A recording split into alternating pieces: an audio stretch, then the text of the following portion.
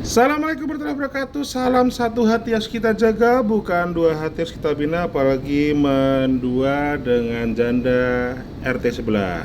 Jangan, ya, jangan satu aja cukup ya. Oke, kali ini membahas hal unik di dunia pelayaran. Ya, ada yang pernah ngerti nggak? Atau malah merasakan sendiri? Ada satu perusahaan pelayaran diisi oleh kelompok-kelompok tertentu. Nah, ya kan? Baik itu dari sekolah pelayaran tertentu, atau suku tertentu, atau orang dari daerah tertentu. Pernah nggak? Pernah kan? Nah, kok bisa? Ya bisa dong, kan ada yang ngatur di situ. Nah, cuman di sini apakah manajemen tidak tahu? Kalau sampai tidak tahu ya gimana sih? Bahaya berarti ya. Harusnya kan tahu kenapa kok ini ada kapal, krunya cuman itu aja. Dari kelompok itu aja ya. Padahal di situ tuh jadi nggak sehat, ya. Jadi nggak bagus lingkungannya. Karena hanya didominasi oleh kelompok-kelompok tertentu. Dan hasilnya apa? Apa bagus? Belum tentu. Yang ada malah mulai dijual satu-satu tuh asetnya, ya kan? Kenapa manajemen cuma diem? Masa nggak tahu sih, ya kan? Krulis kan ada di krulis itu, ya kan? Masa nggak tahu? Apa pura-pura nggak tahu? Atau cuma diem aja? Atau karena nggak punya power? Atau cuman buat apa itu, cuman lambang aja, nggak bisa bilang, nggak bisa ngatur ya.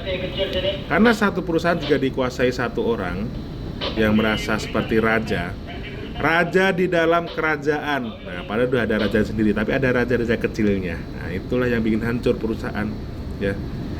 Sekelas perusahaan besar yang masuk 5 besar dunia aja bisa hancur, apalagi ini perusahaan yang cuman besar di satu wilayah negara aja. Ya, ada yang pernah ngalami? Pasti ada dong. Ada yang tahu? Pasti tahu dong.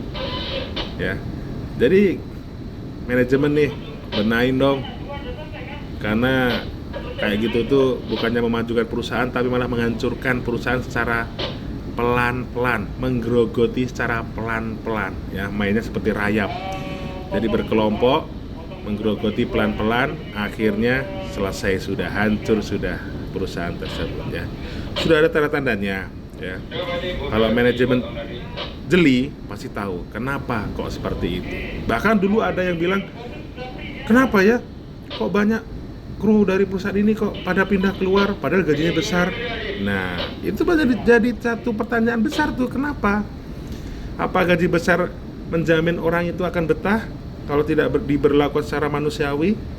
Belum tentu, karena orang sekarang tuh nyari kerja yang insya Allah cukup gajinya dan nyaman tempatnya, serta dihargai usaha dan kerja kerasnya. Jadi kita itu bukan kambing conge yang cuma dikasih rumput, suruh kerja ke sana, suruh lari ke sini, jalan. Tapi kita butuh wadah, tempat yang nyaman ya, karena kita ini pekerja, bukannya kambing ya. Oke, jadi kalau teman-teman ada yang merasakan, paling kalau lihat video ini paling cuma senyum-senyum aja, mungkin takut mau mengungkapkan mana perusahaannya gitu ya, tapi saya paham lah ya. Oke, salam satu hati.